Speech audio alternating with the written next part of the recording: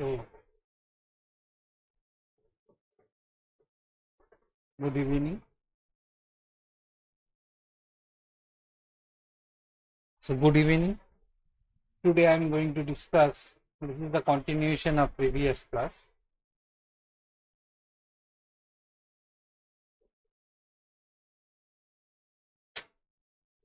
Multicollinearity diagnostics.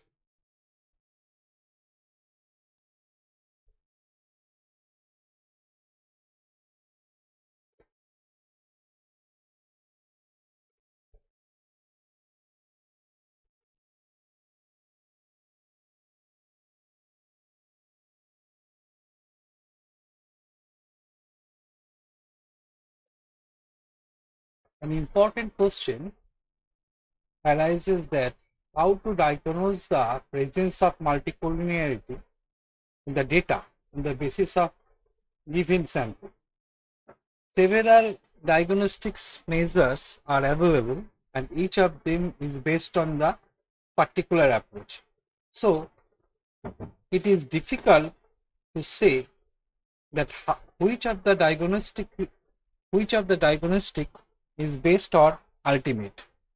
Some of the popular and important diagnostics are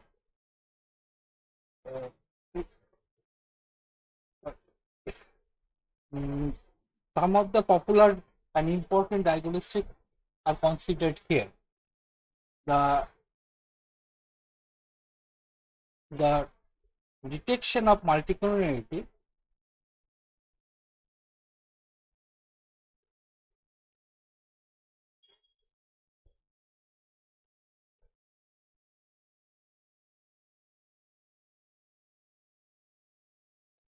involves three aspects.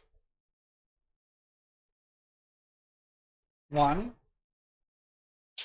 determining its presence.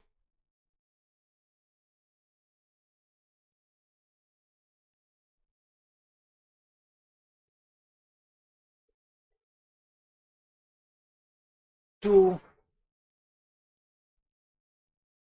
determining its severity.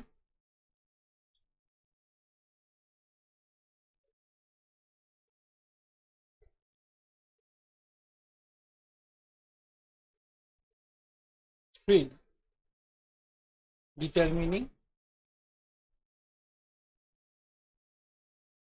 its form or location.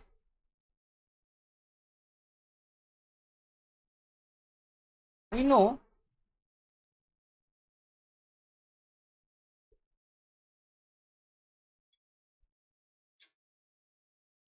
so determinant of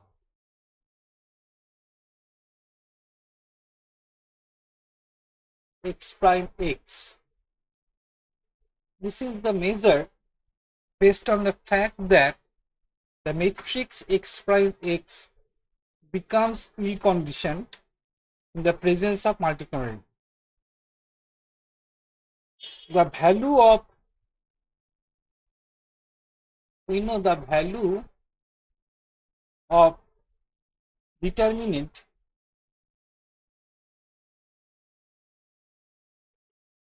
of x prime x declines as degree of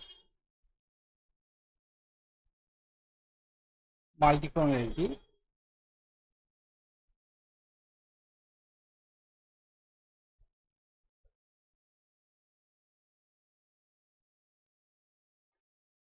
increases. So, as x determinant of x prime x tending to 0, the degree of multicollinearity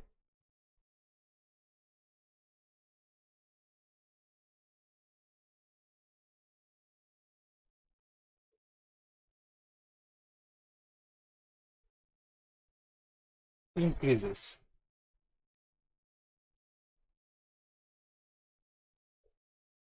and it becomes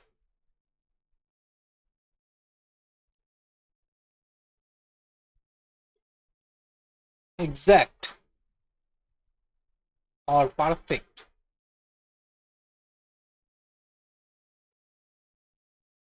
at rate of x prime x equal to 0. Thus, determinant of x prime x serves as a measure of multicollinearity.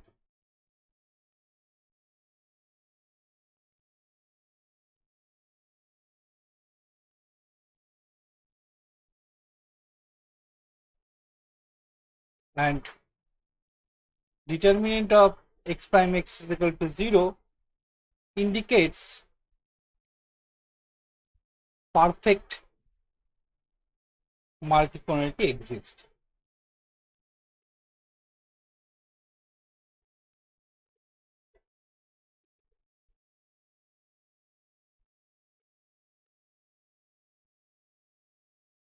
But it has some limitation. So the limitations are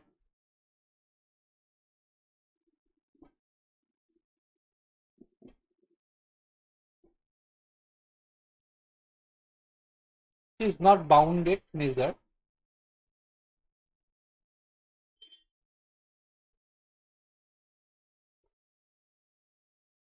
since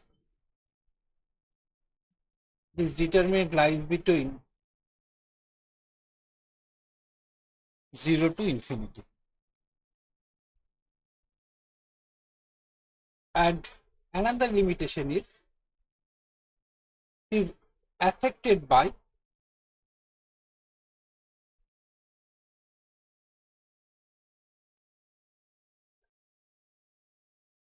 dispersion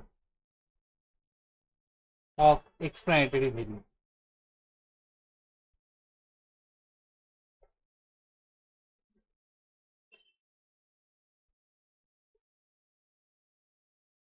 For examples, if k equal to 2, that means there are two explanatory variables, then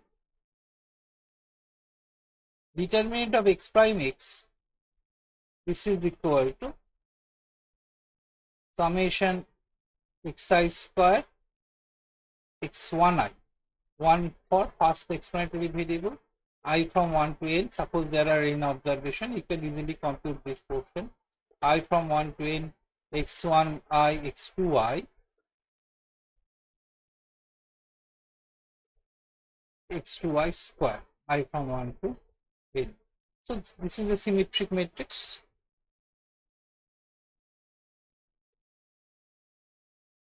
And the values of this we compute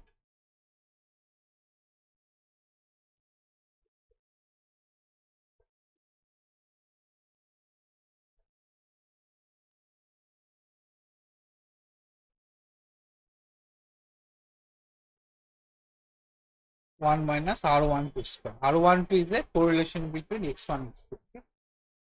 So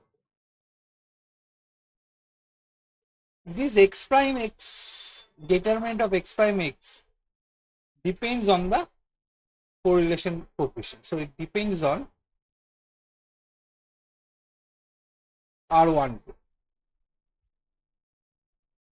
and validity of explanatory variable.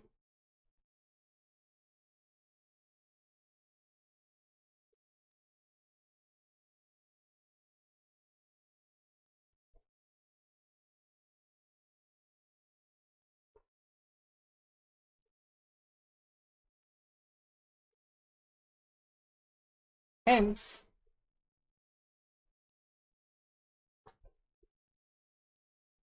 very low value explanatory variable, hence explanatory variable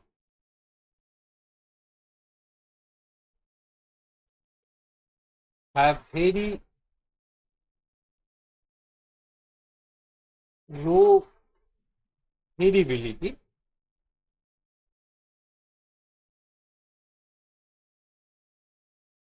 then this means this value. Okay, then x prime x may tend to 0. So if these two values, one of the two values very low value, so this may be tending to 0, even if R12 may not be, R12 may be very small.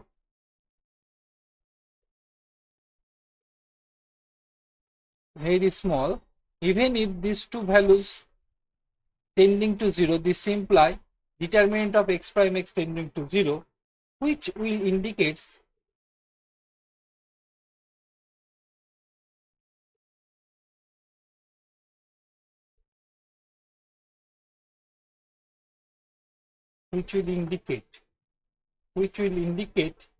the presence of multicollinearity.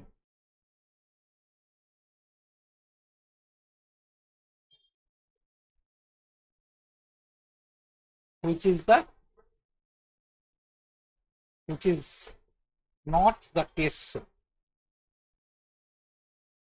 So this is the limitation if you use this measure, that is the determinant of x prime x. And another limitation is, third limitation,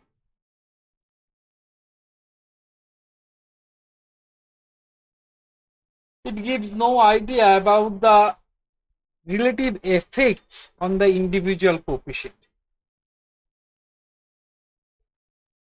It gives no idea about the relative effect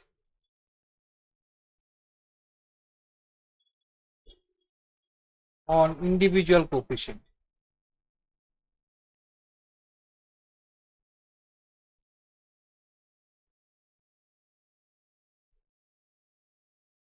If multicollinearity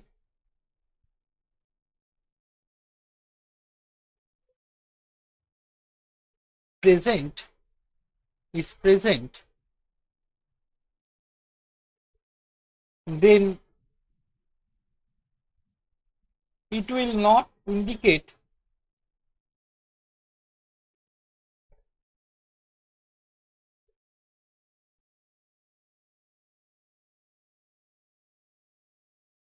that which variable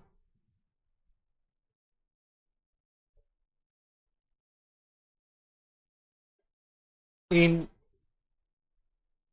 determinant of x prime x is causing multicollinearity.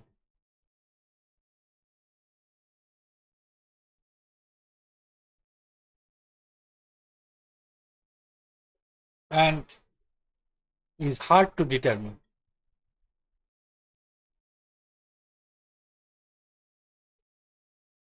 Is hard to determine. These are the limitation.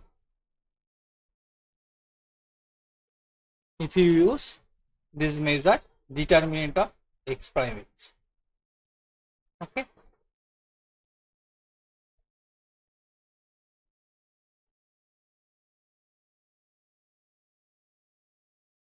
Now,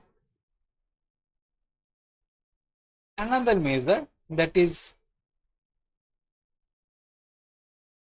inspection of correlation matrix.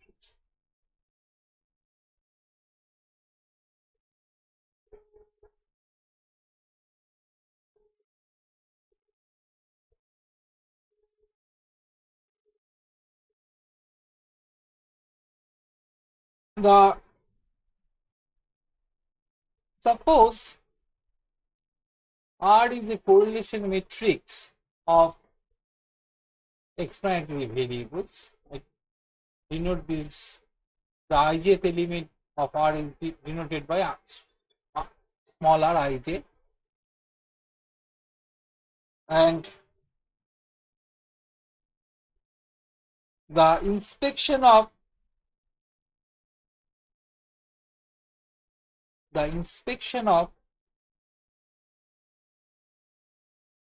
off-diagonal element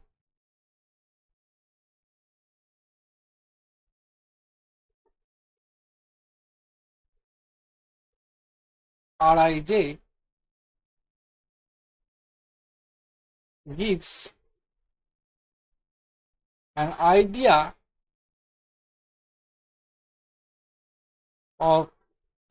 about the presence of multicollinearity.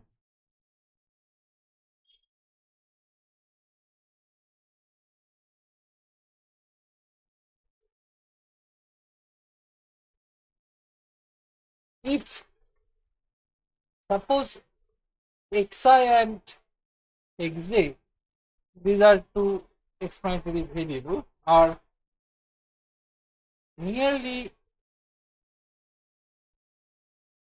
linear, then absolute value of Rij tending to 1. So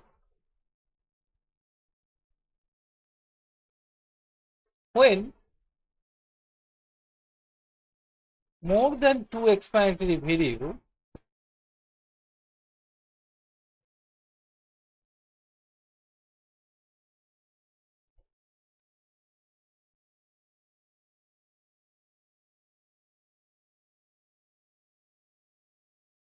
are considered,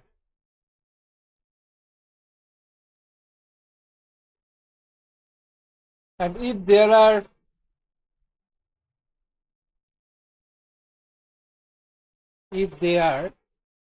they are involved in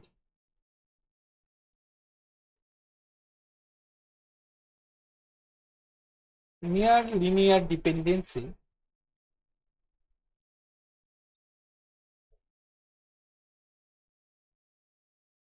then it is not necessary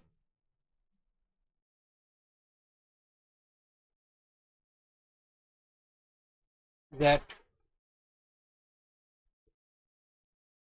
any of the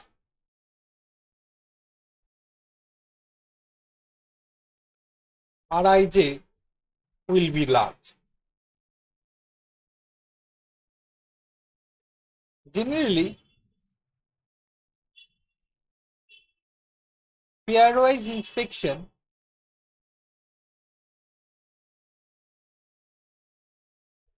of correlation coefficient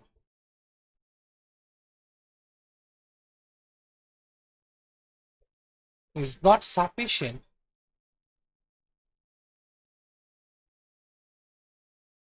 for detecting multicollinearity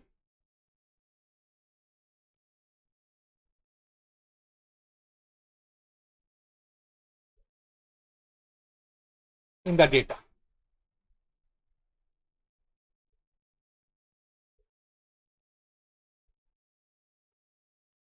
Now, suppose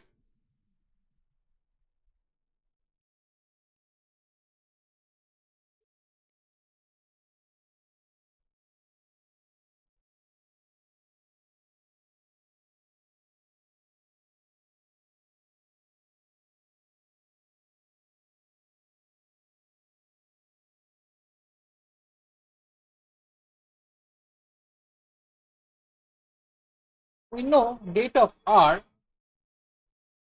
is always lies between 0 to 1.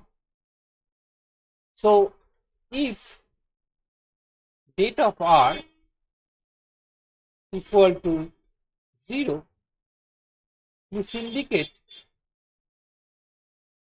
the existence of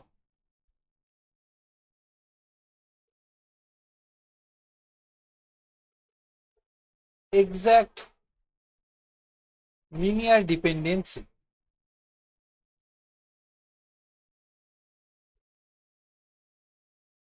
among the explanatory variables.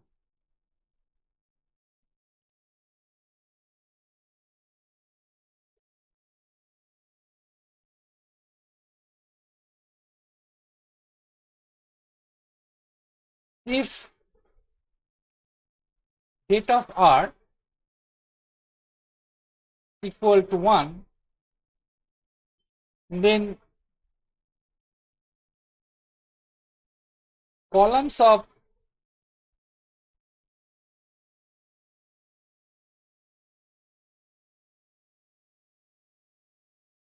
X matrix, here the elements of X is a standardized form, that is xij minus xi bar by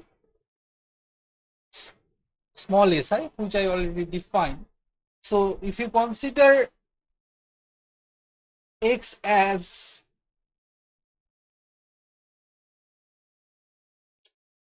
follow, then the columns of X matrix should be orthogonal.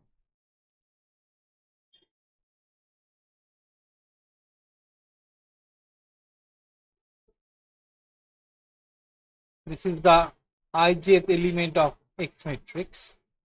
Then if data of R equal to 1, then columns of X matrix should be orthogonal. Thus, a value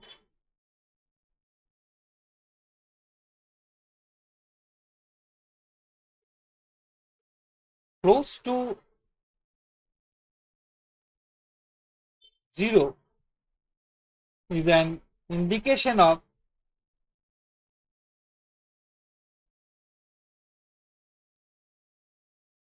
high degree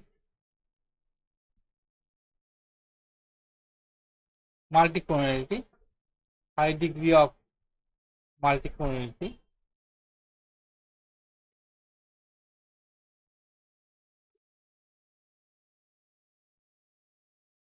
and any value of date R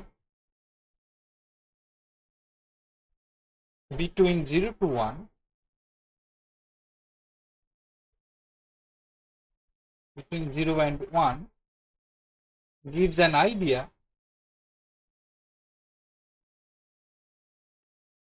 of degree of multicollinearity.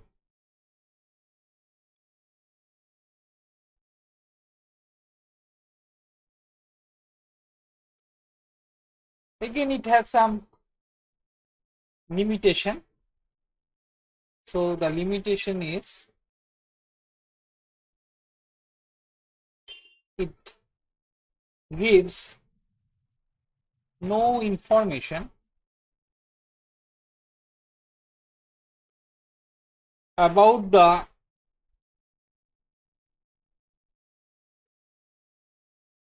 number of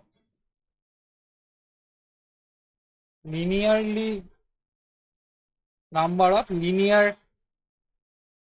dependency among explanatory values.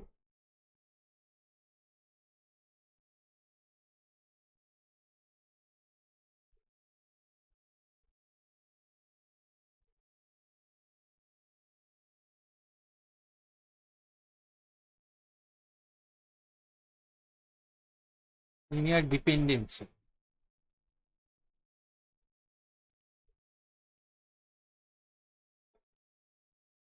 among explanatory values.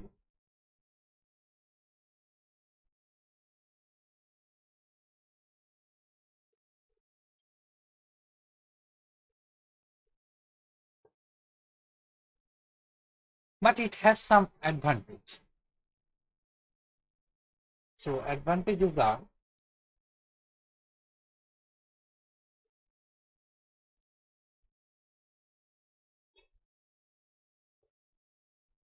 it is bounded measure,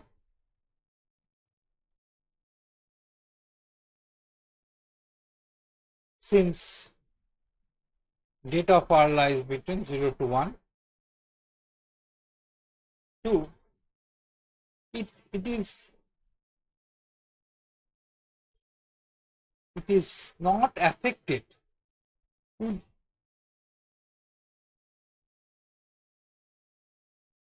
by the dispersion of explanatory variable. Why? Actually, I mean to say, suppose if you take k equal to two explanatory variables, in that case, if you compute data of R, which is 1, R1 to R1 to 1. So this determinant depend only on R1 to. Okay. In previous measure, we see that the determinant of x prime x, which is equal to summation x1 I square summation x2 I square 1 minus R1 2 square. So this determinant depend on not only this term, this is depend on this and this, but here we see that the determinant of R depends on only R1 2. So this is, that's why I conclude that it is not affected by dispersion of explanatory variable. These are the dispersions. Okay, so these are not affected by dispersion of explanatory variables. So it is better to consider determinant of R for measuring multicollinearity instead of considering determinant of x prime x. Okay. So another measure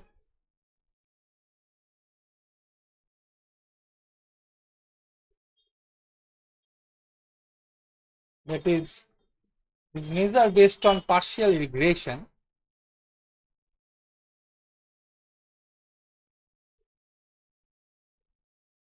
Measure based on partial regression.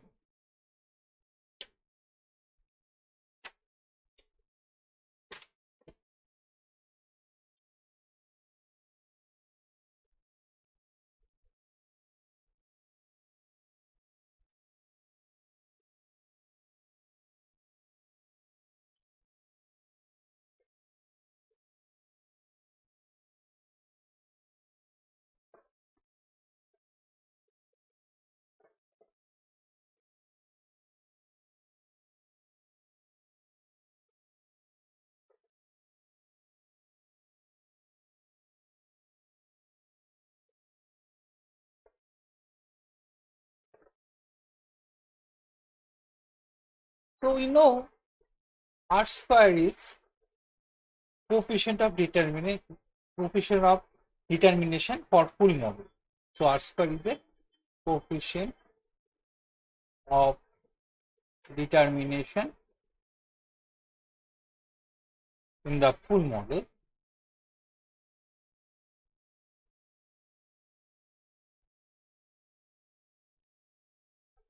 Ri square,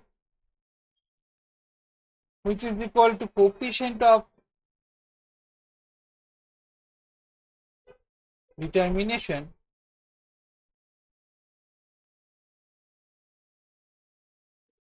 in the model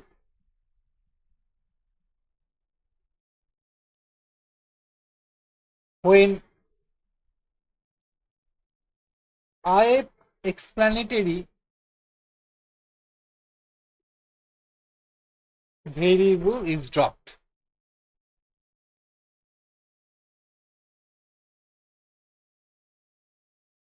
And since we consider k explanatory variable, then I should be 1 to 2.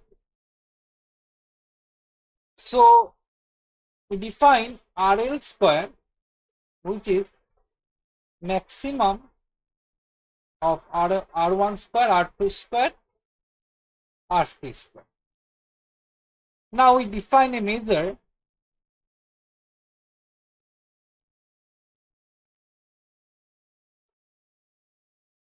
R square minus RL square. So this is the one of the measure. Now the quantity R square L, this provides So, this provides a measure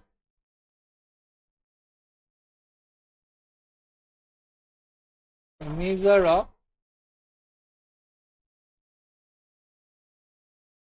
multicollinearity,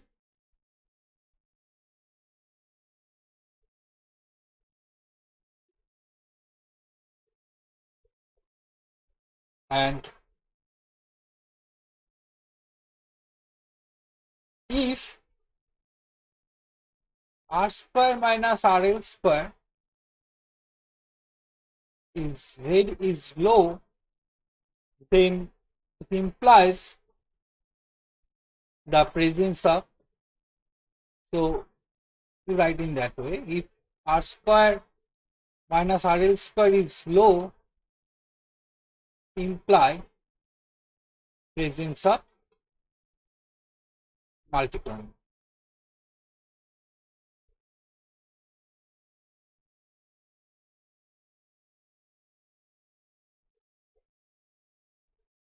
So r square rl square tending to 0 indicates the high degree of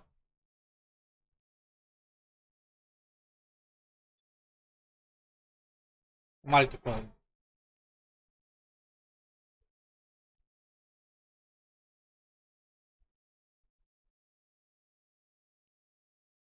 But it has some limitations.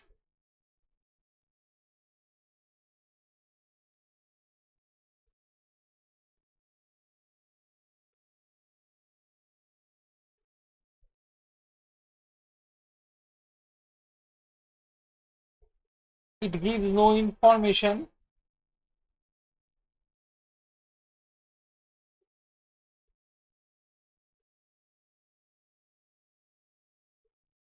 about the underlying relations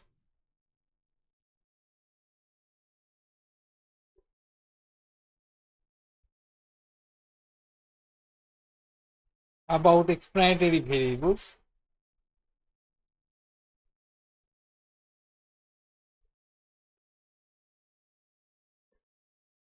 That is, how many relationships are present or how many explanatory variables are reasonable for multicollinearity.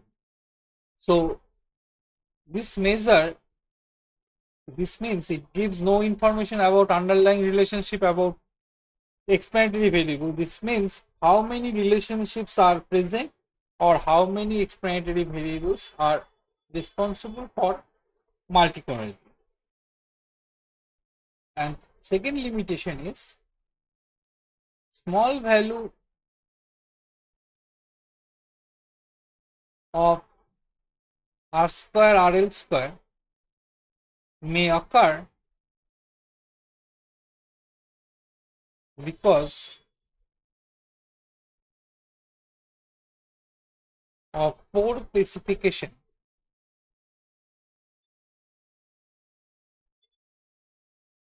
of the model.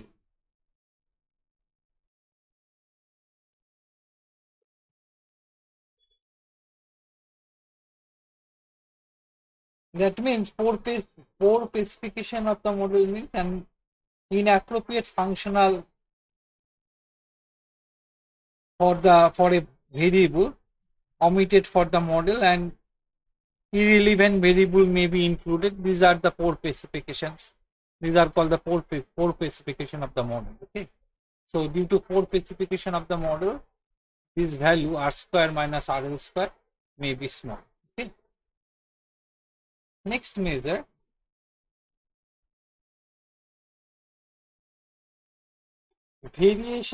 variance in variance impression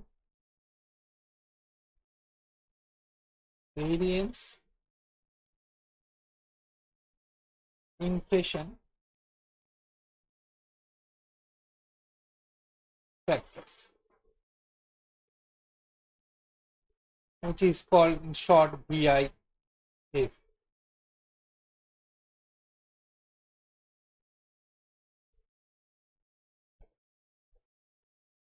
The matrix R, which is the correlation matrix of explanatory variable, become ill condition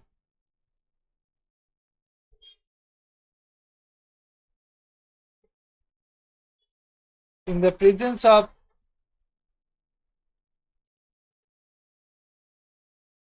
multicollinearity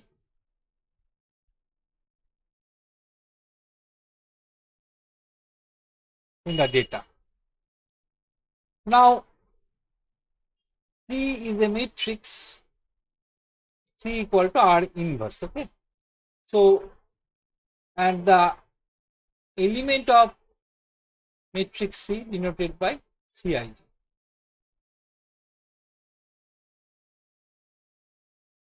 Now, Rj square, which I already defined, this is the coefficient of determination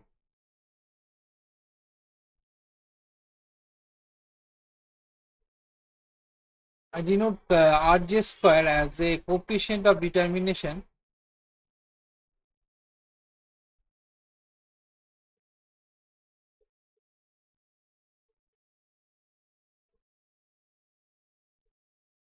obtained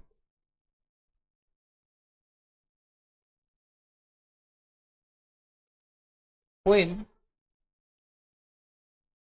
Xj is regressed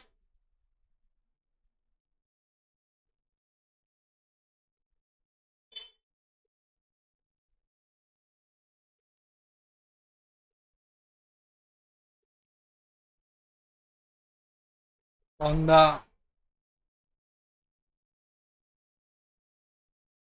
remaining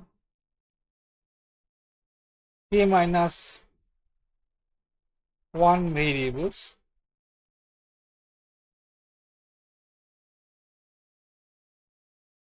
excluding Xj. So these R square and Rj square are not same, okay, because here Xj is a explanatory variable, but here here Xj is a response variable, but R square here Y is a explanatory variable, and we use x1, x2, xi minus 1, xi plus 1, xp. Okay. So it is better to write this here. So for computing Ri square, run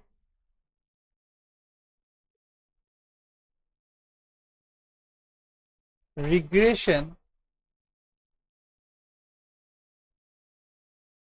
of y over rest of the k minus 1 variable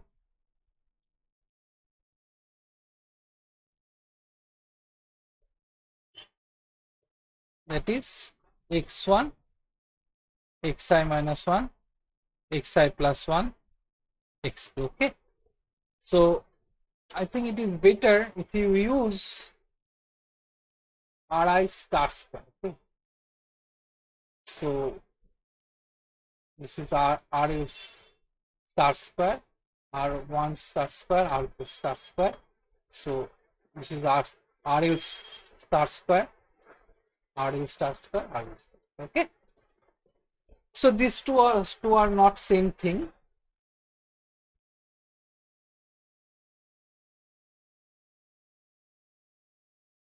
So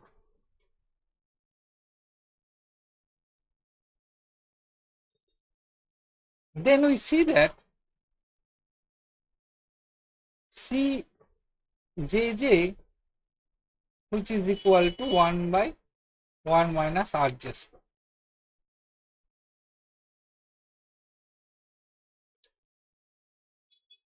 if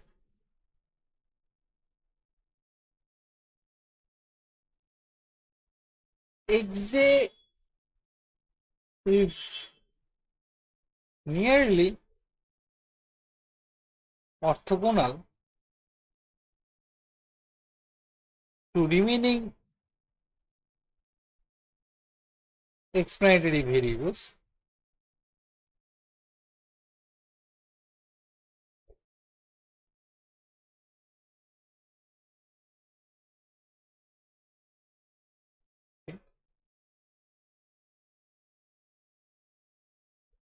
remaining explanatory variables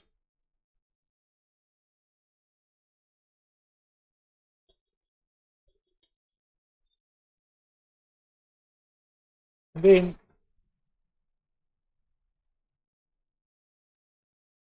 Rj square is small, and consequently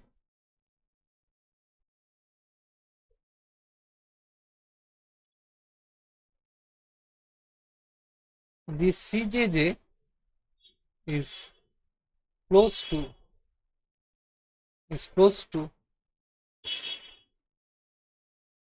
1.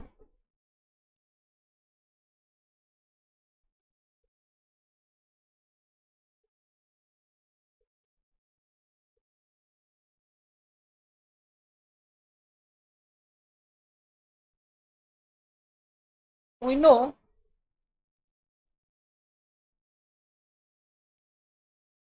the variance of Bj is a blue, Bj is the estimate of regression coefficient corresponding xj, then if you compute variance of Bj, which is equal to sigma square Cjj. Okay, so this Cjj is the factor by which the variance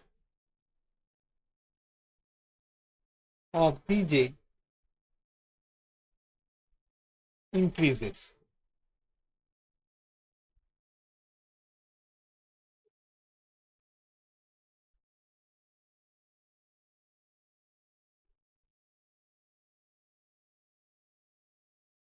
When the explanatory variable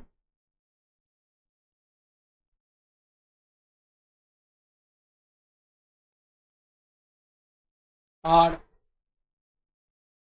nearly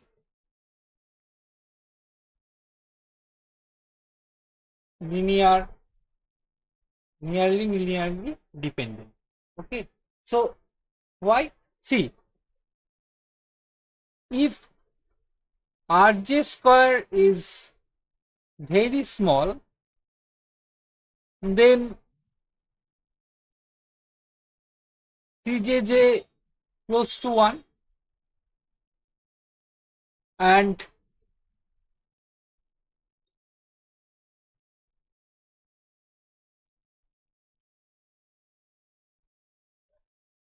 you see that variance of Bjj, which is equal to sigma square Cjj, even since sigma square is a fixed quantity, if the sigma square is fixed, in that case, as Cjj increase, then variance of Bj increases.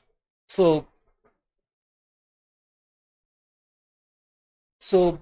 based on this concept,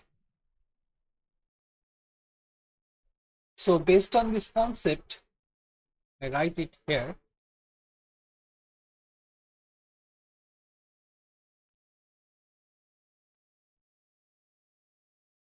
So based on this concept,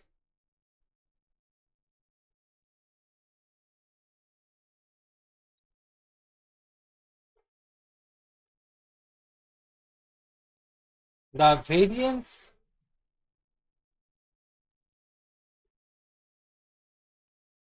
inflation factor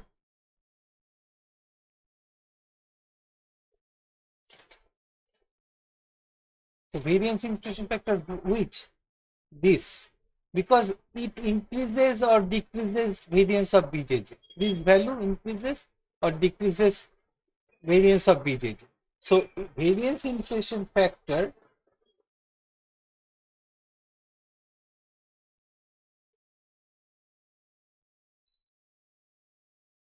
for the jth explanatory variables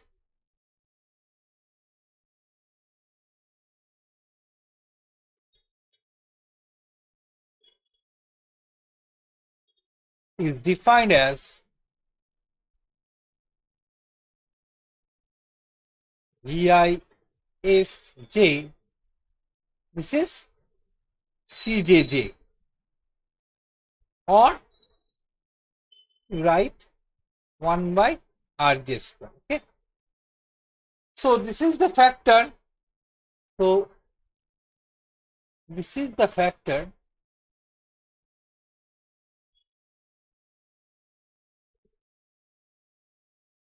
which is responsible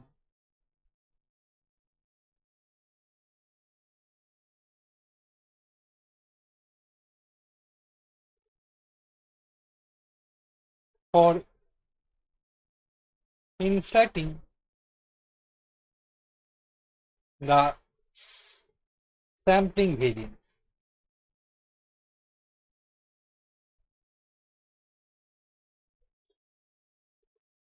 The combined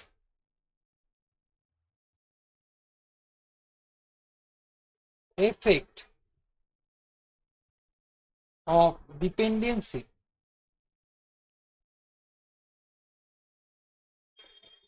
among the explanatory variables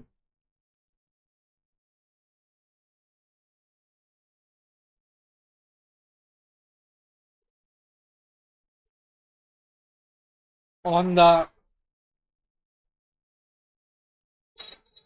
variance of a term is measured by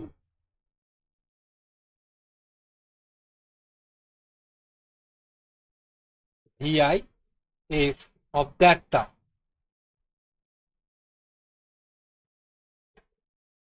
In the model.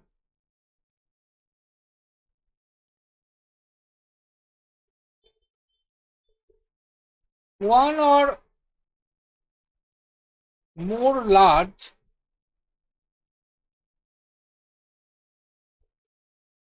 VIFs indicate the presence of multicollinearity in the data.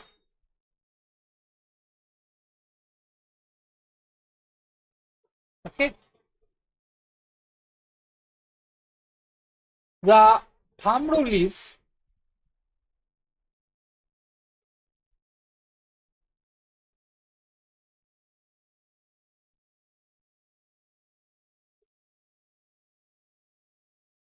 a VIF greater than 5 or 10 indicates that the associated regression coefficients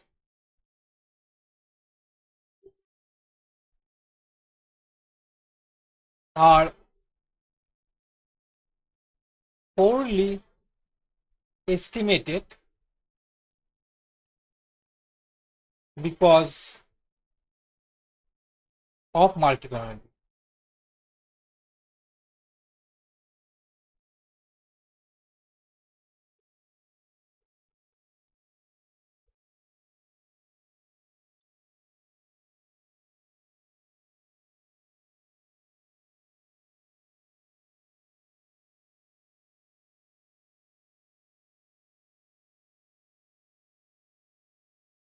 It has limitation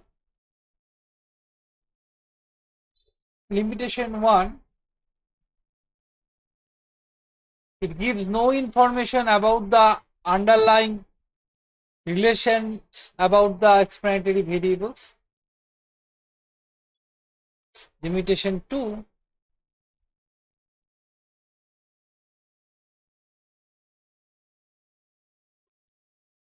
the rule, the thumb rule of VIF greater than 5 or 10 is a rule of thumb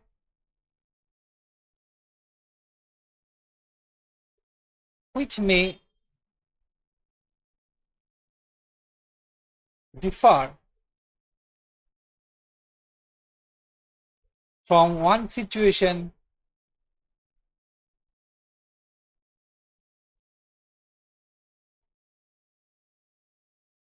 to another situation.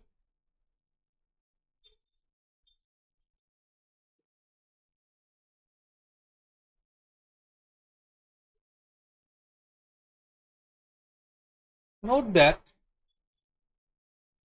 we consider the 100 into 1 minus alpha % confidence interval of beta j, which is nothing, which is equal to beta bj minus root over sigma hat square cjj t alpha by 2 n minus k minus 1 bj. We know this, okay?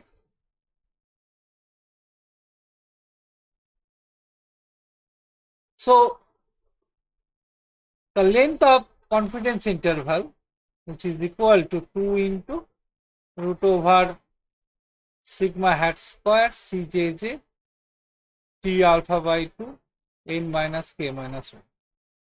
So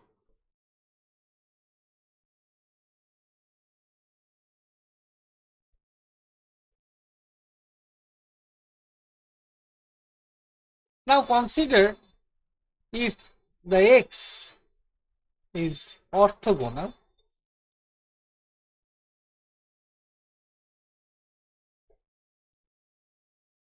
x whose element is, I already defined, this is small xij xi bar by si, okay? So this implies x prime x equal to identity matrix, hence x prime x inverse also identity matrix, and in that case cjj should be 1 for all. So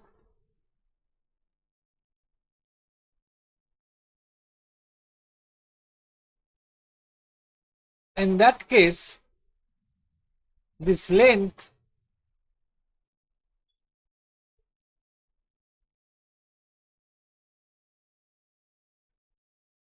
I denote this by L star, because in that case if x is orthogonal matrix then cjj 1 for all j, so it does not depend on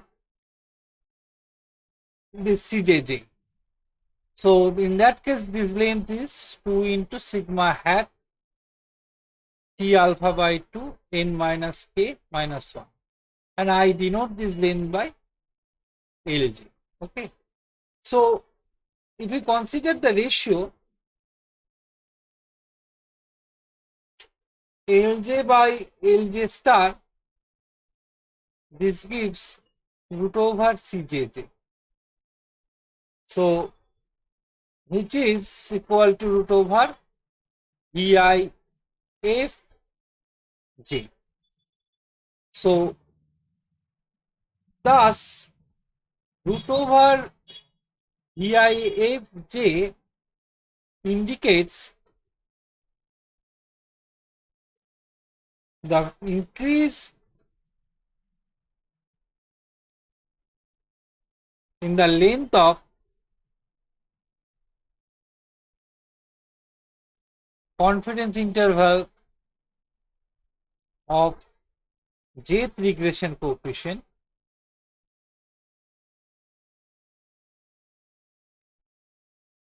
due to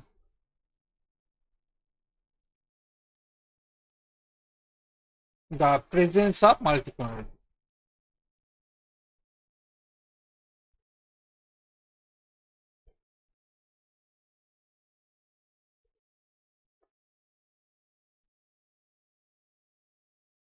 So please tell me if you have any question. So if you have any question, please write your question in the comment section. Have you any question?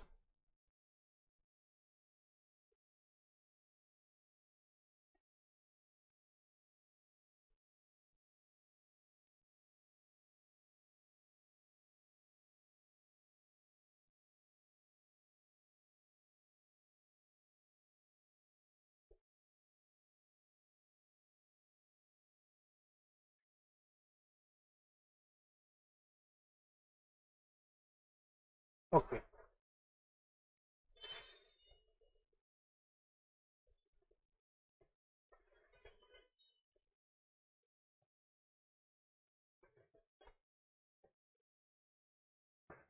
So another, I think it is E. Another measure, that is condition number and condition index.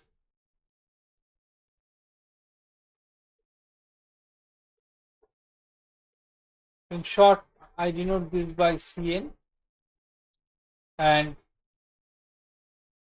condition index. Okay, Chandrima, thank you. So only Chandrima, Devadati, are you present?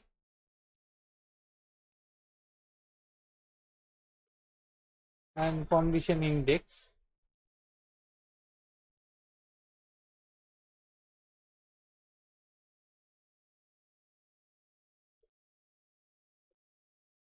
Okay.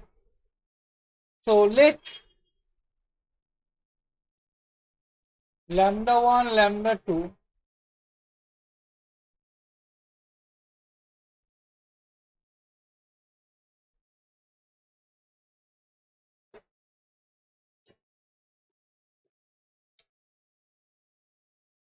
so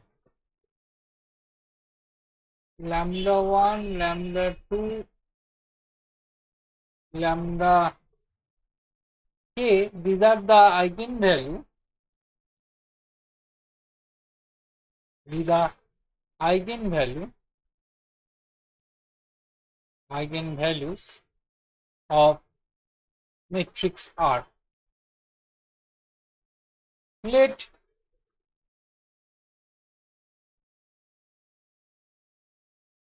lambda max, which is the maximum of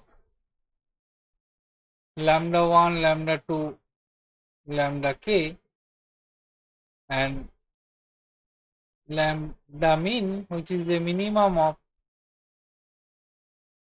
lambda 1, lambda 2, lambda k. The condition number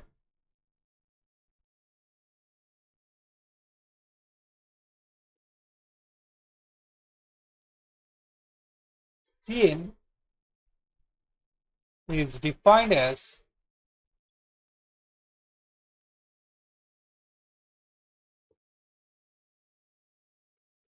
Cn equal to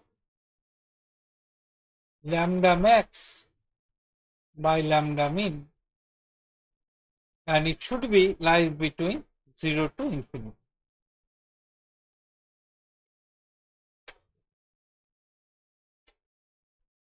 Now,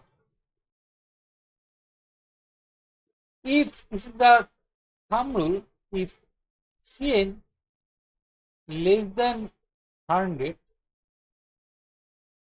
then it is considered as non-harmful multicollinearity.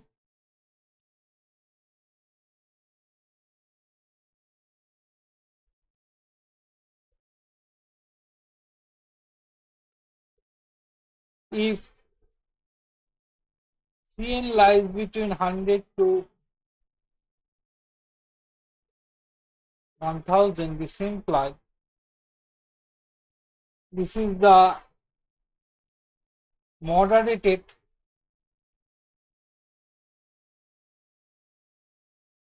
to severe. So multicollinearity moderated to severe when Cn lies between 100 to 1000. Okay.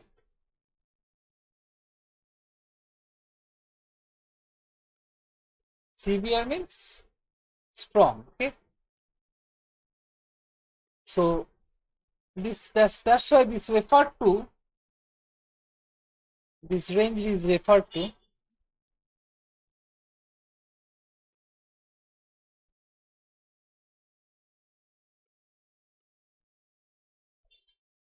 danger level, and if Cn greater than 1000, this implies severe or strong multicollinearity.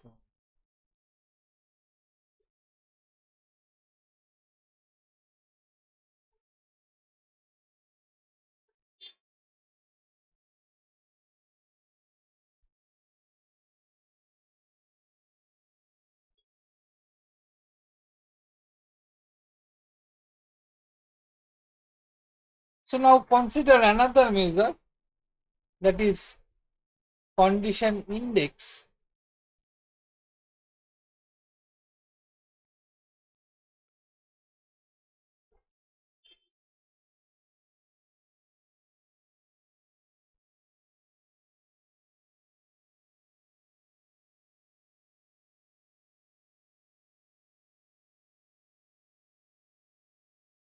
So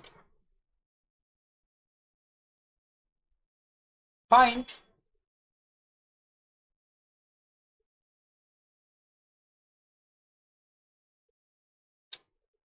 so first I define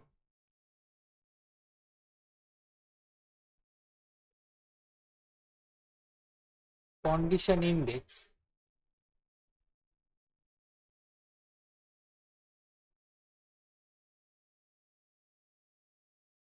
and I denote this by capital C. So Cj is defined as lambda max by lambda j, and j for 1 to k. So this is correspond to jth explanatory value.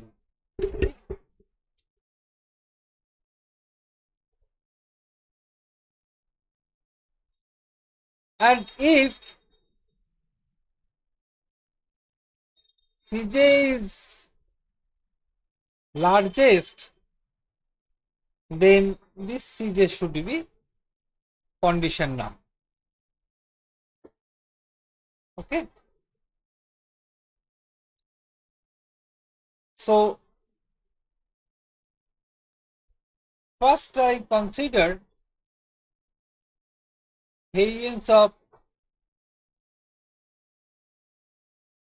B curve. We know this is equal to sigma square x prime x inverse. Okay. And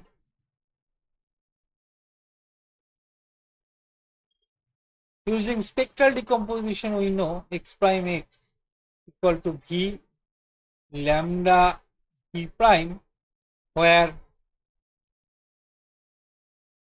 capital lambda is a diagonal element of diagonal matrix whose diagonal elements are lambda 1, lambda 2, lambda. And V is a matrix consisting of eigenvector xi1, xi2, xk. These are the eigenvector of lambda 1, lambda 2, lambda k respectively. Okay. So obviously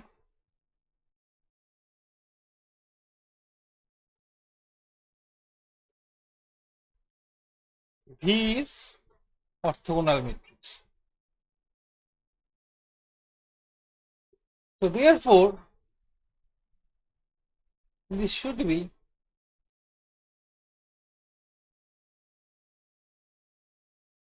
and we know since V is orthogonal metric, using some simplification you get this.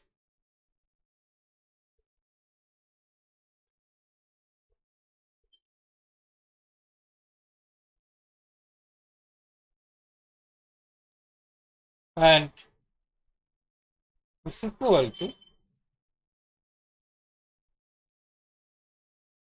so from here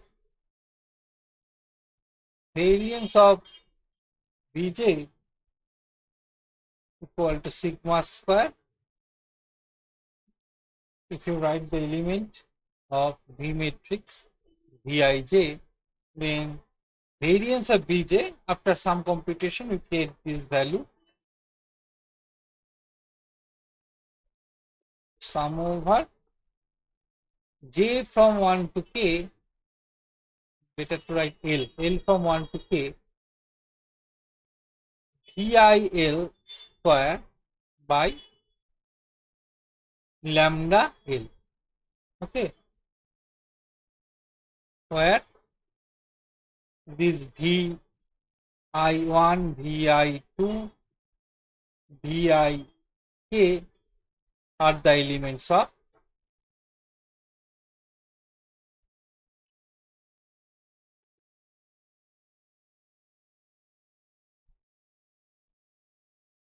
matrix V. So now Cj is this.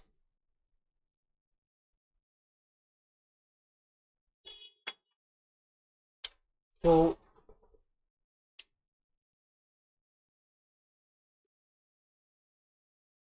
this means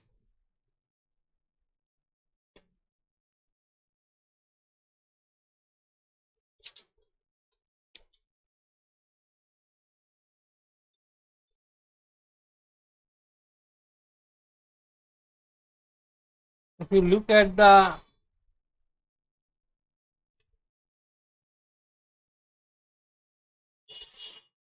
okay, I denote this by equation 1. Okay, so the procedure is first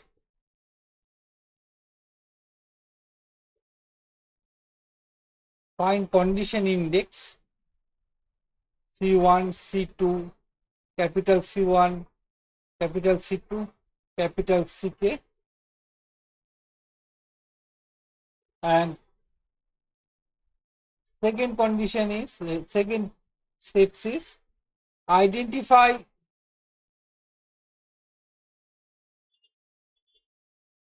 those lambda j's for which this capital Cj is greater than the danger level, that is 1000. Okay, so this gives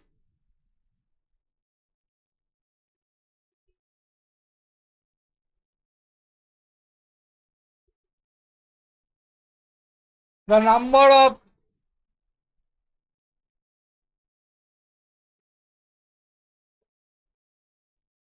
linear dependency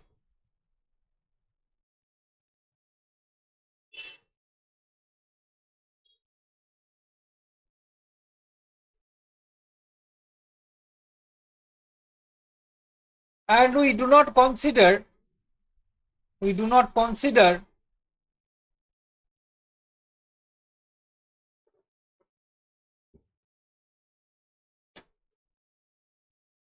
those Cj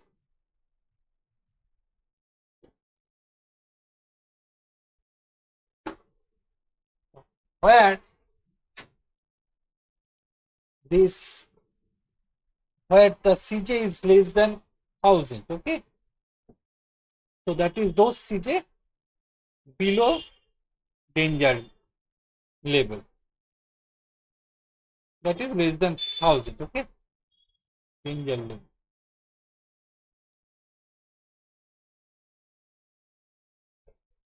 Now,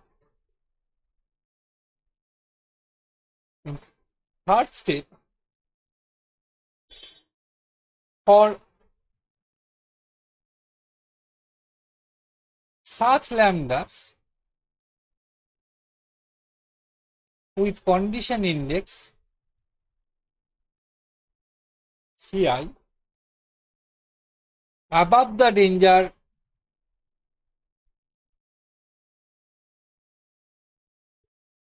level,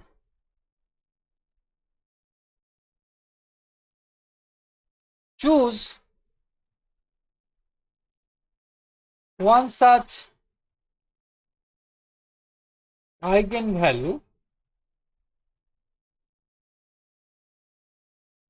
say lambda j. Then find the value of proportion of variance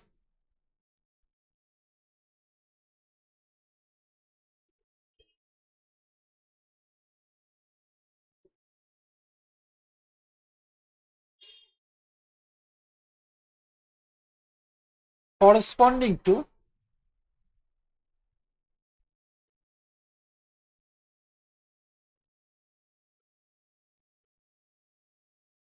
lambda j in variance of B1, variance of B2, variance of Bk as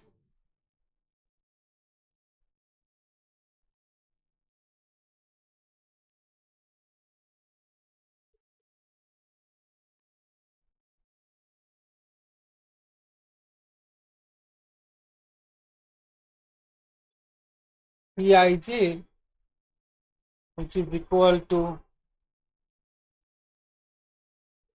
Vij whole square. Vij is the ijth element of capital V by lambda j by Vif j, which is equal to Vij square. So I already compute Vj, and this is, and this part, sorry, actually this part, if you look at the equation 1, then this part is Vij f j. Okay, so Vij square by lambda j by sum over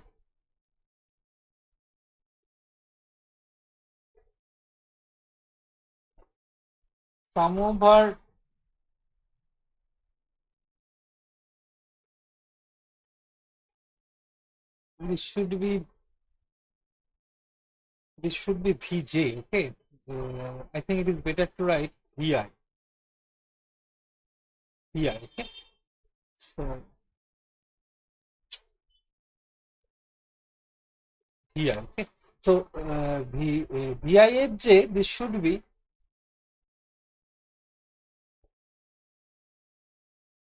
Vj L square by lambda L, where L from 1 to 2. So note that the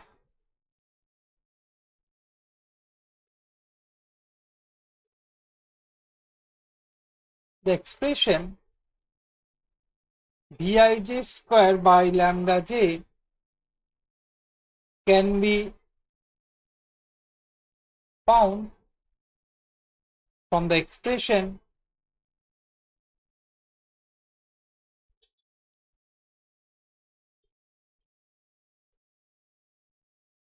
of variance of Bi in equation 1, that is corresponding to jth factor. The proportion of variance, hence this proportion of variance Pij provides a measure of multicollinearity.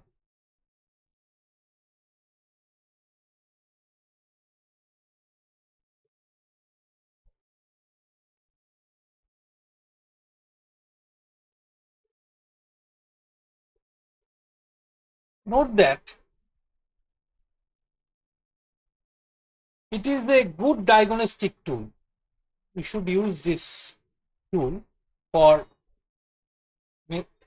as a measure of multicollinearity. So please note that it is a good diagnostic tool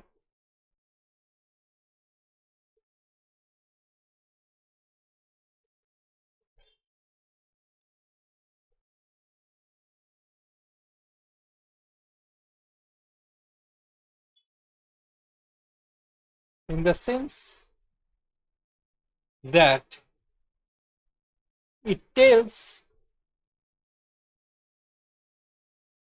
about the presence of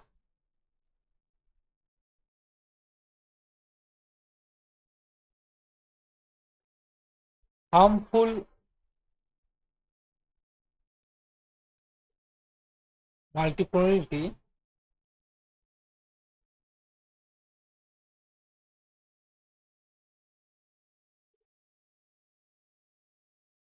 as well as also indicate the number of linearly dependencies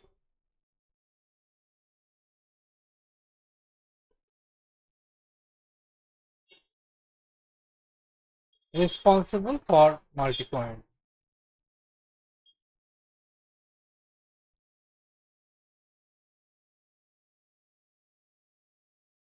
Responsible for multicollinearity.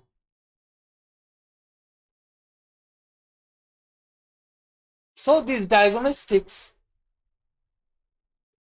better than others. Okay. So this diagnostics is better than others.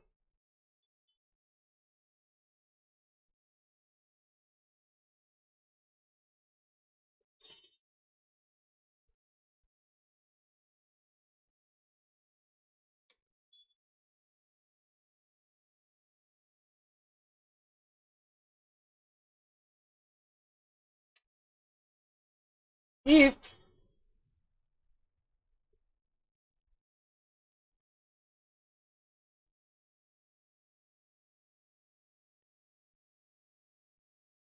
Pij greater than 0.5, it indicates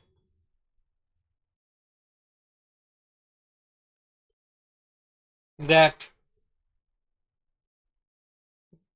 the I is adversely affected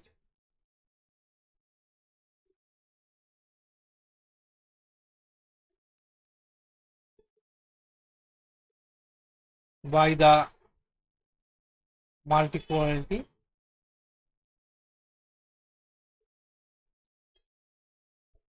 that is estimate of beta I is influenced by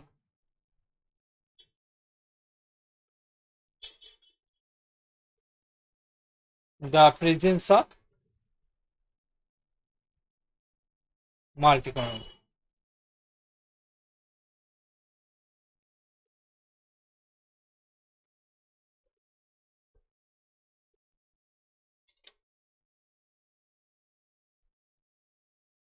The condition indices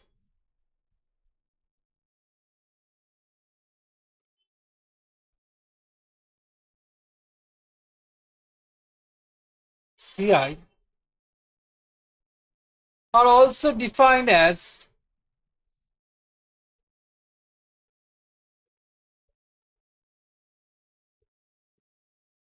by the singular value decomposition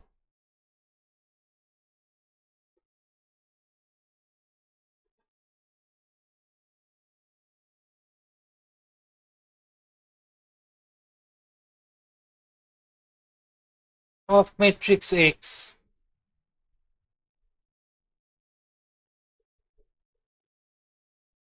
That is, we can write X as U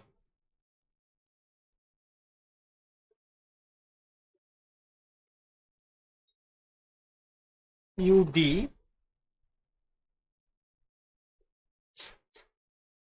P prime, where who do not know the singular value decomposition, please follow our linear algebra class where I discuss singular value decomposition in detail.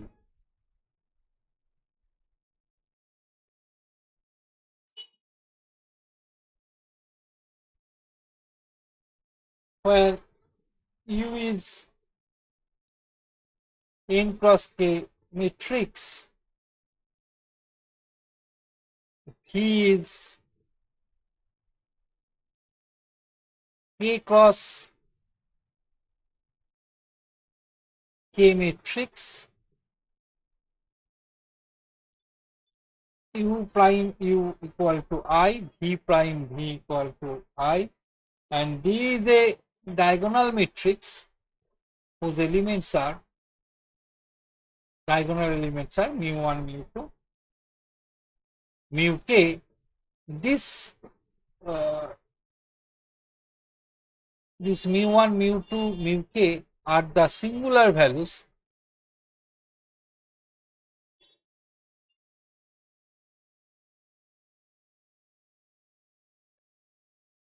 of matrix X, and V is a matrix whose columns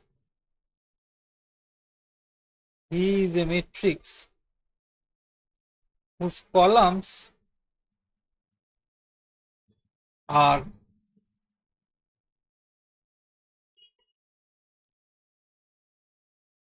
eigenvector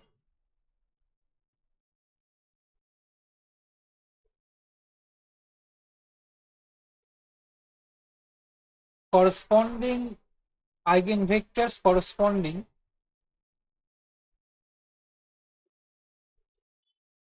to the eigenvalues of x prime x and u. One thing I should mention here, x is a standardized form. Here I consider x is a standardized form, that is xij minus xi bar by si. Okay, you should remember this thing here. So U is a matrix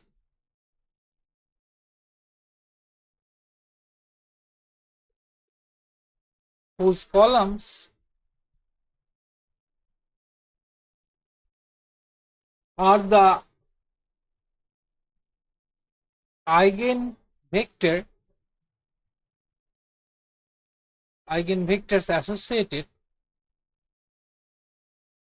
with k non-zero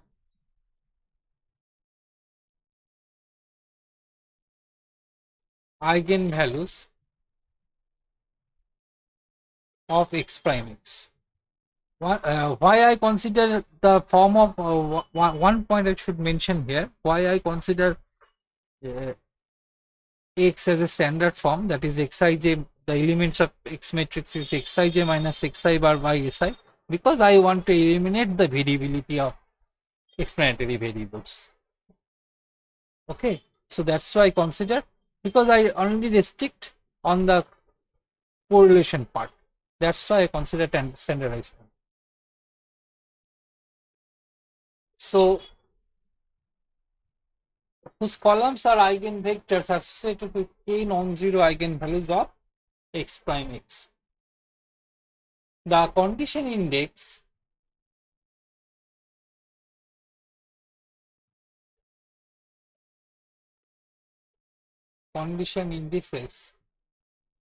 of X matrix are defined as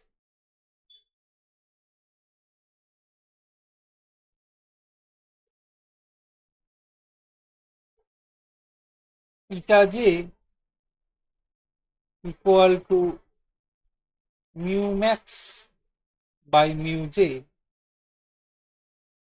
j from 1 to k. And x prime x, since x is mu d v prime, then you can write x prime x is v lambda v prime. You can easily check this thing.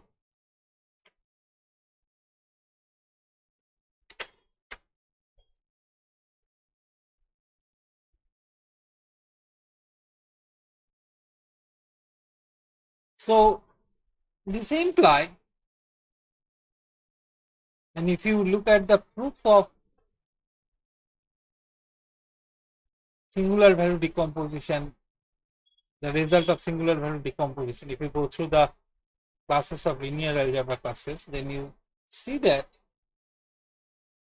this mu j square is equal to lambda j, where j from 1 to 2. Therefore, variance of Bj, if you consider variance of Bj,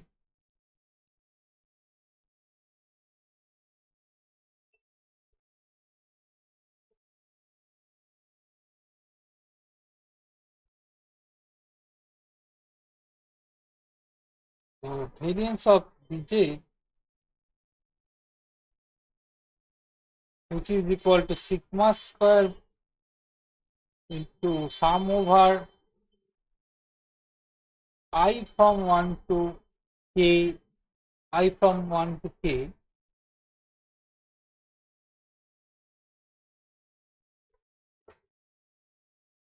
v ji square divided by mu I square, because lambda j equal to mu j. So VIP for z variable is,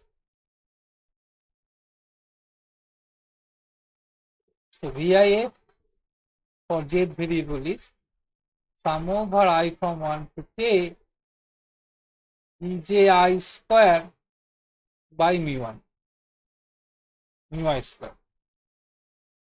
And then Pij equal to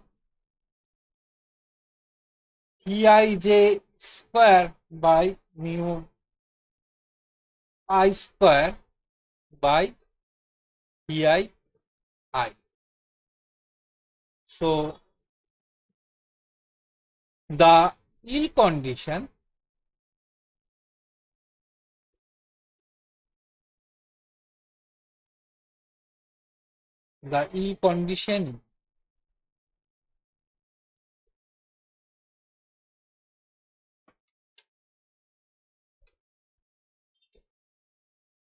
so the yield conditioning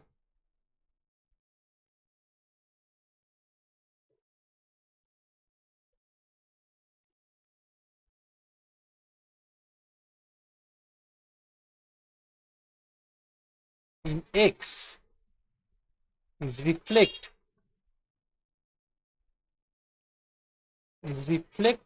in the size of singular values.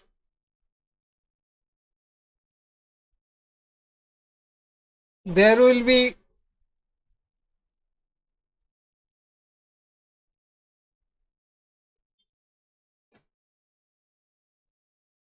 small singular values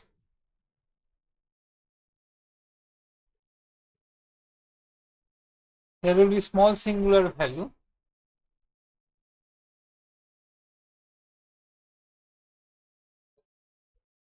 for each nonlinear dependency.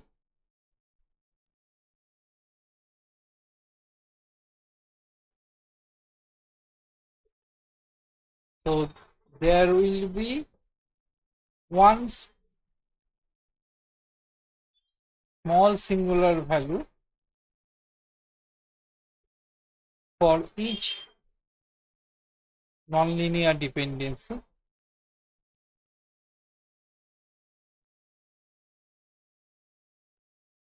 The extent of E conditioning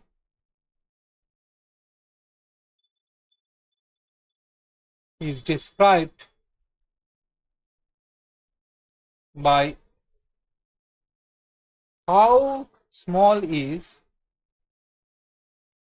mu j relative to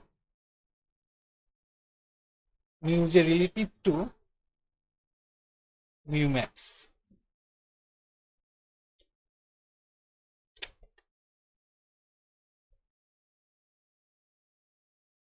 Note that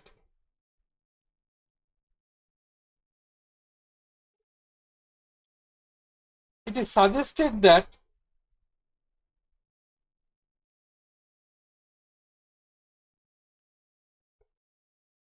the explanatory variable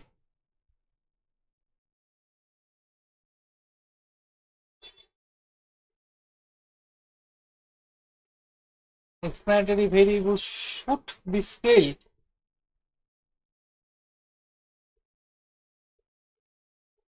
to unit length. That means xij, ijth element of capital X matrix is xij minus xi bar by si. Should be unit length, but should not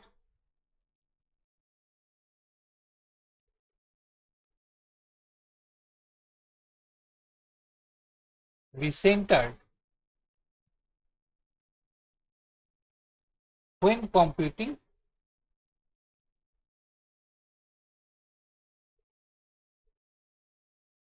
Pij.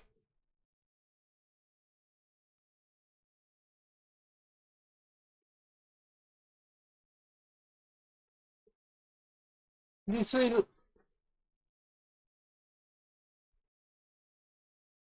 helps in diagnosing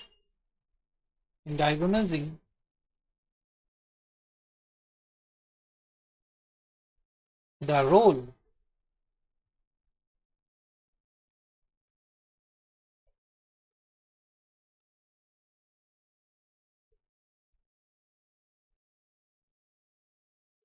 of intercept term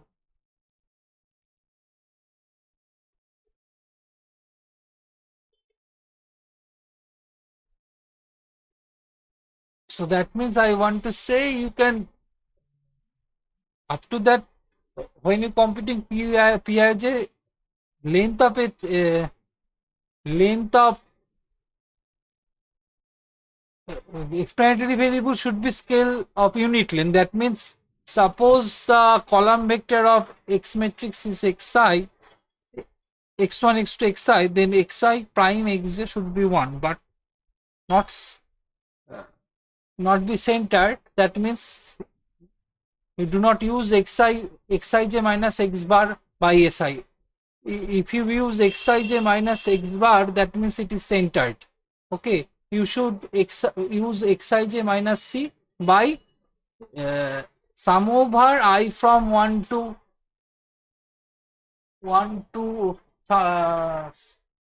sum over xij minus c whole square. You may use constancy or you may use difference ci, whatever that, but the length should be unit. This helps is because if you want to diagnose the role of intercept term, this is required.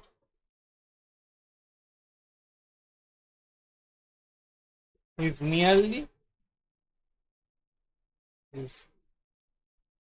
linear dependency.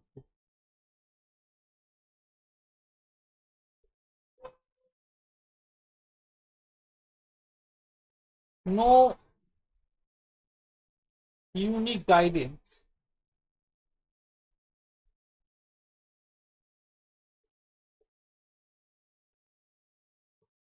is available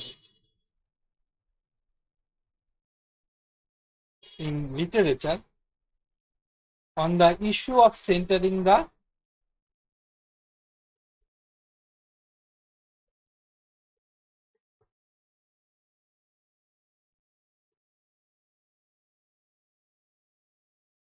explanatory variable.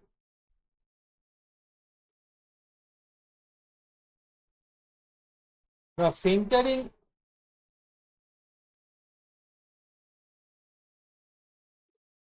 makes the intercept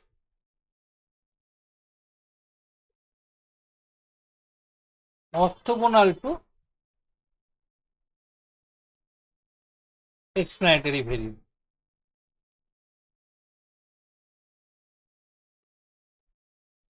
So this may remove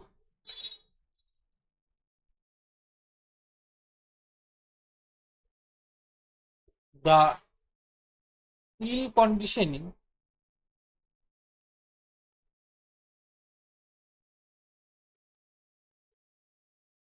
due to intercept term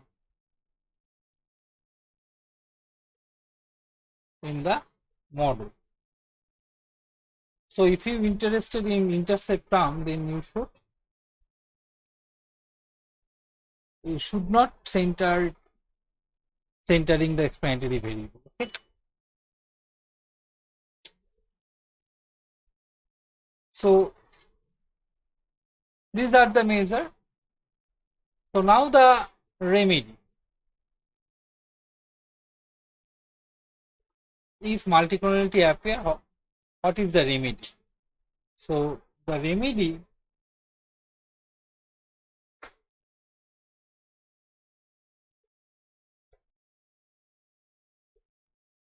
for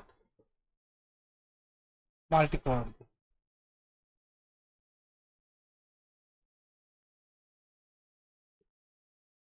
So since we see that rank of x prime x less than k, so for making rank of x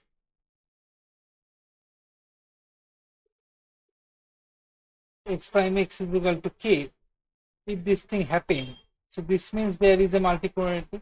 So for removing multicollinearity, that is, we want rank of x prime x is equal to k. For this, we need more data.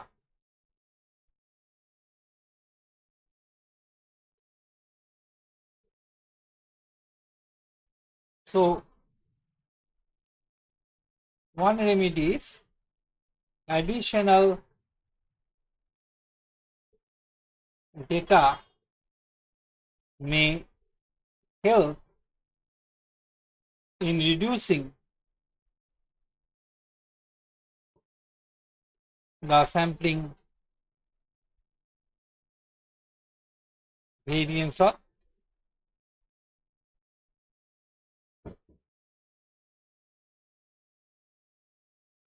estimates. But there are some difficulty because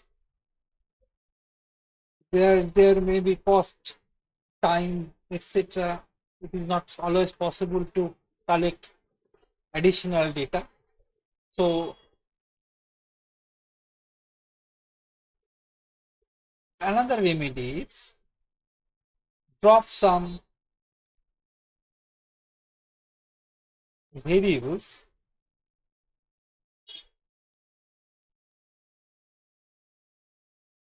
that are collinear. So CN or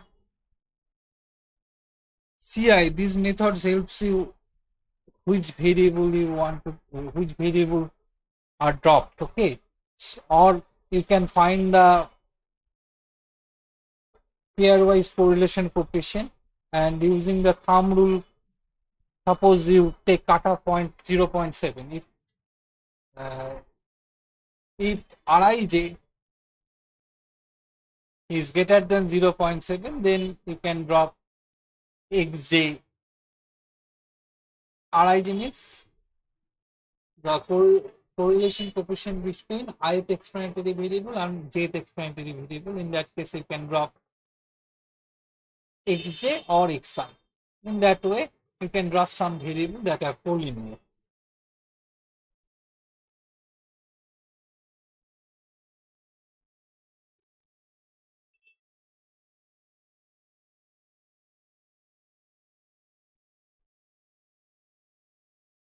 Or another way, the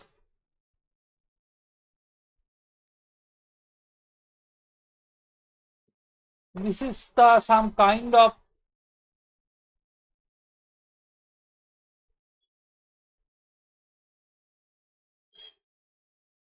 ordering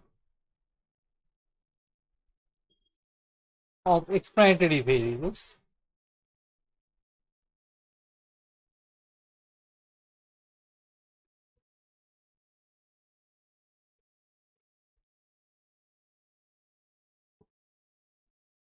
That is, for example, those variables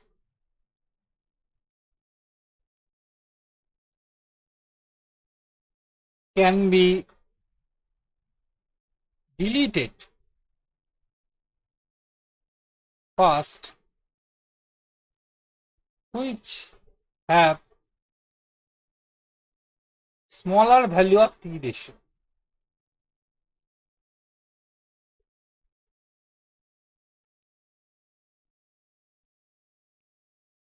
That is, t ratio means you just compute this value Bj, suppose for j explanatory variables, standard error, estimate of the standard error of Bj. So if this ratio, this is the t value, and if the t ratio is smaller, then you can drop this value or delete this value. And another example,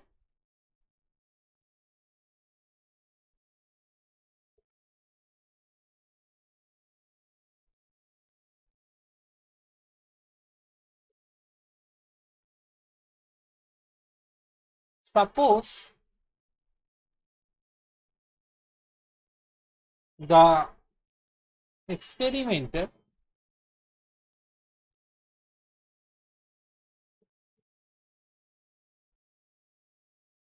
are not interested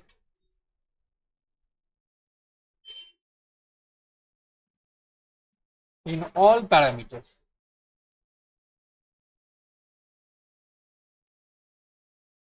That is the subset model.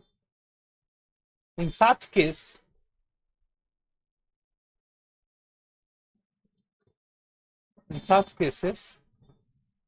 one can get the estimators of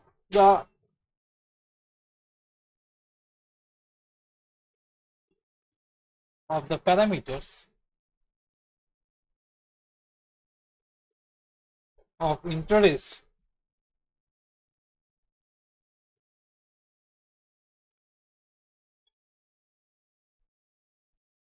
which have smaller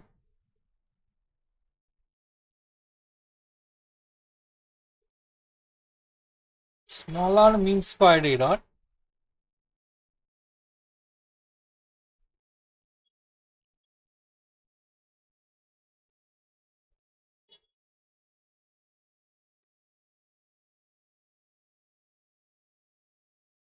then the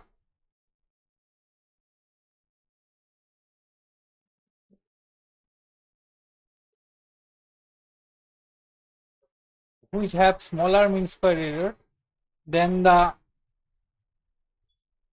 variance of OLS estimator by dropping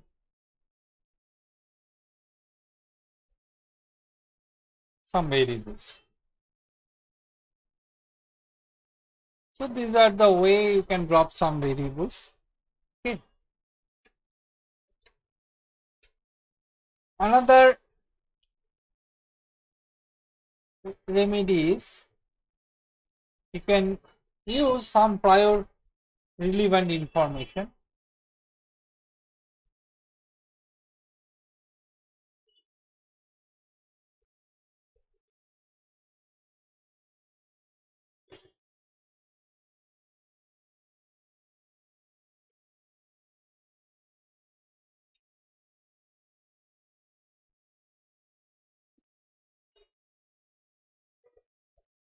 One many search for some relevant prior information about regression coefficient. This may lead to specification of estimates of some coefficient. More general situation includes the specification of some exact linear restrictions and stochastic linear restriction. The procedures like restricted regression and mixed regression can be used for this purpose. So here we can use some restrictions, okay, and the relevance and correctness of information play an important role in such analysis, but it is very difficult to in practice.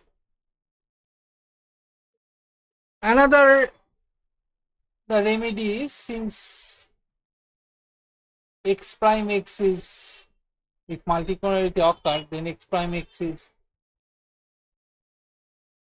singular, that is determinant of x prime x is equal to 0. In that case, we can use generalized inverse.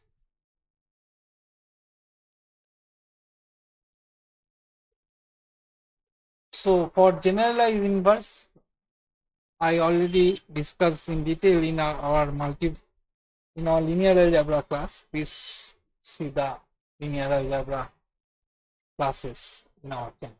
Okay. So another remedy, you can use principal component regression analysis.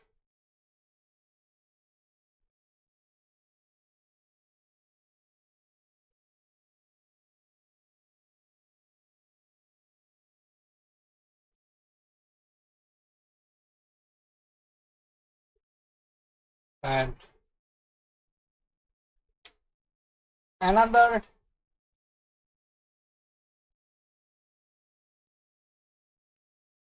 method you can use, that is called rigid regression.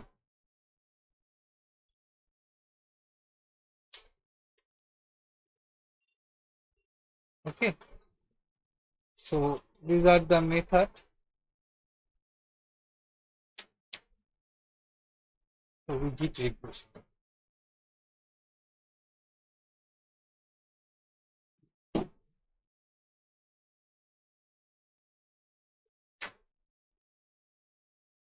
Rigid regression. Okay. Rigid regression. Rigid regression analysis. So these are the remedy. So principal component analysis and rigid regression is not possible to discuss here. We will discuss these two topics.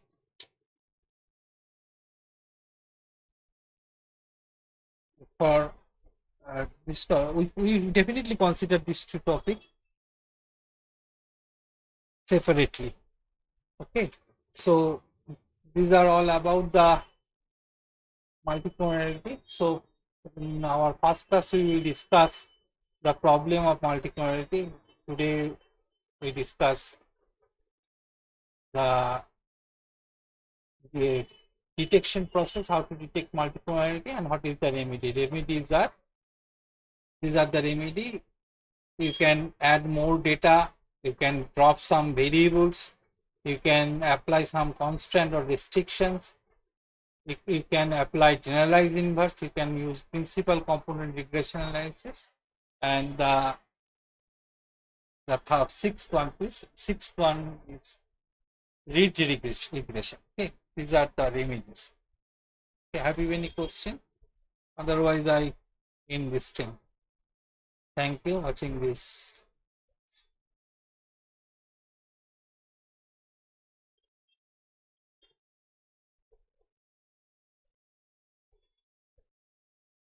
Please tell me, have you any question, Chandrima?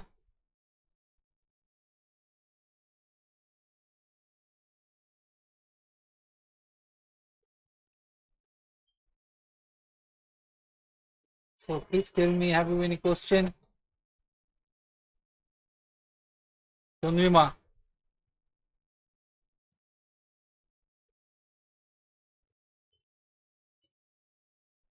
Okay. So thank you. Okay, thank you. So we'll again meet on Thursday with another topic. Okay. One thing I will do, these are the method. If you're high dimensional data analysis, for high dimensional data analysis, you can apply this method also, because the high dimensional data analysis is the problem. Problem is your number of parameters is larger than number of observation. In that case, you can verify their you can check the pairwise correlation coefficient. You can compute VIF. These are the technique to find out if there is a multicollinearity present. In that case, you can remove some variables. Okay, or you can use principal component analysis in that case. These are the technique. Okay, thank you. Thank you, Ayun. Thank you, Indranil. Thank you, Shashwat.